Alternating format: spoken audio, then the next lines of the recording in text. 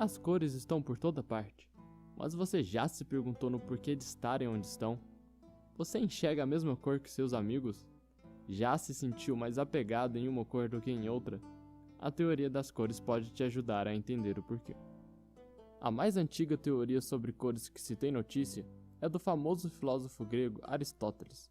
Ele concluiu que as cores eram uma propriedade dos seus objetos, ou seja, assim como peso, material, texturas, eles também tinham cores. Mas não era bem assim. Já um tempo depois, um cara chamado Leonardo da Vinci resolveu vasculhar mais e entender sobre as cores. Foi então que ele afirmou que a cor era uma propriedade da luz e não dos objetos. Mais para frente, o físico inglês Isaac Newton, nos seus experimentos, estudou a influência da luz do Sol na formação das cores. Newton estudou o fenômeno da difração, que consistia na decomposição da luz solar em várias cores quando atravessava um prisma, e denominou o conjunto de cores como espectro. O experimento foi o seguinte: Isaac colocou um prisma em frente a um feixe de luz branca, e ao atravessar o prisma, a luz se separou em 7 cores: vermelho, laranja, amarelo, verde, azul, anil e violeta. Esse conjunto de cores foi denominado como espectro, mas você pode chamar de arco-íris, vai. E é possível juntar as cores novamente, colocando na frente um outro prisma invertido, onde a luz branca vai ressurgir do outro lado. Outra forma de comprovação foi pintar um disco com essas cores do espectro e girar. Ao entrar em movimento, cada cor do disco se sobrepõe em nossa retina, dando a sensação de mistura. Com velocidade suficiente, o disco dá a ilusão de ficar da cor cinza ou branca. Então lembre-se, a cor não está no objeto, mas sim na luz. Então beleza, agora que você conhece os primeiros estudos, vamos para alguns conceitos básicos dos sistemas de cores. As cores são divididas em primárias, secundárias, terciárias e neutras. As primárias são separadas em 2 subgrupos, aditivas e subtrativas. As aditivas possuem como cores primárias o vermelho, verde e azul, tendo a famosa sigla em inglês RGB. São usados comumente no meio digital. A televisão e outros displays de vídeo e o computador são um exemplo comum do uso de aditivas. No outro subgrupo, as subtrativas são usadas na mistura de pigmentos ou corantes, como nos impressos. Atualmente, as primárias mais usadas nesse meio são ciano, magenta, amarelo e o preto. Esse modelo de cores é chamado de CMYK. Agora vejamos nas cores secundárias. As cores secundárias são as cores que se formam pela mistura de 2 cores primárias.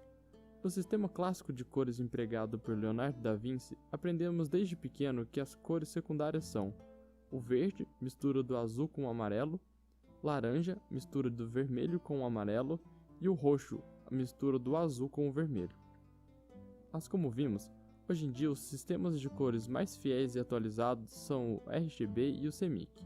Aqui são as cores secundárias, essas geradas na junção de cada círculo, são as cores primárias um do outro, ou seja, as cores secundárias do RGB são as primárias do CMYK, e vice-versa.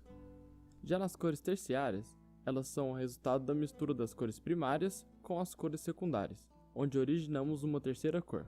Alguns exemplos de cores terciárias são o vermelho arroxeado, amarelo esverdeado, amarelo alaranjado, o vermelho alaranjado, azul esverdeado e o azul arroxeado. Lembrando que a ordem das cores terciárias pode se alterar de acordo com o sistema de cores adotado, RGB ou CMYK. Com isso, nós temos uma base para falar de cores complementares também. As cores complementares são as que se contrastam, pois elas não apresentam vestígios de pigmentos em comum entre elas. Para identificar uma cor complementar, basta examinar o círculo cromático e achar as cores que estão de lados opostos no círculo. Isso também funciona para cores primárias e secundárias. E por último, as cores neutras. As cores neutras são o branco, o preto e principalmente as diferentes tonalidades do cinza. Sua característica é possuir baixa intensidade, reflexo e energia. No entanto, também podem ser todas as tonalidades mais fracas das outras cores, como o bege e o marrom. As cores neutras geralmente são utilizadas como complemento das demais cores. Bom, após concluirmos esse assunto, podemos passar para um assunto mais curioso. Por que existem cores diferentes? O que faz o verde realmente ser verde e o vermelho realmente vermelho? As cores se diferenciam de acordo com sua frequência de onda que é refletida. Aqui temos as cores do espectro com suas correspondentes frequências e comprimentos de onda. Lembrando que o branco e o preto, convencionalmente designados por cores, são apenas resultado da presença ou ausência da luz. A cor branca é a luz pura, em que é uma reflexão total das 7 cores, e a cor preta é a ausência total da luz, pois as cores não se refletem, elas são totalmente absorvidas. Um objeto terá determinada cor se não absorver os comprimentos de onda que correspondem àquela cor. Ou seja, para um objeto ser vermelho, ele deve absorver todas as frequências, menos a do vermelho. Portanto, por não se tratar de uma propriedade do objeto, mas sim de um elemento perceptivo, a cor tem uma série de implicações na psicologia. Dessa forma, cada cor provoca uma resposta diferente nos seres humanos. Mas atenção, isso varia muito de pessoa para pessoa. Cultura, idade, sexo e muitos outros fatores podem mudar a percepção de uma cor.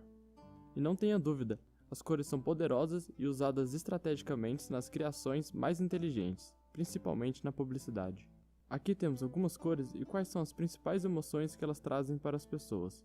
Existem muitas, então para ver com mais calma, fizemos um post no site apenas com essa parte da psicologia das cores. Não deixe de dar uma olhada. Agora você sabe o quanto é importante pensar nas cores em suas criações, pois nem tudo é estética. Para terminar o vídeo, vamos deixar algumas sugestões de livros caso você queira adentrar ainda mais no assunto. Quem já leu outros e recomenda, deixe aí nos comentários. Muito obrigado, até mais.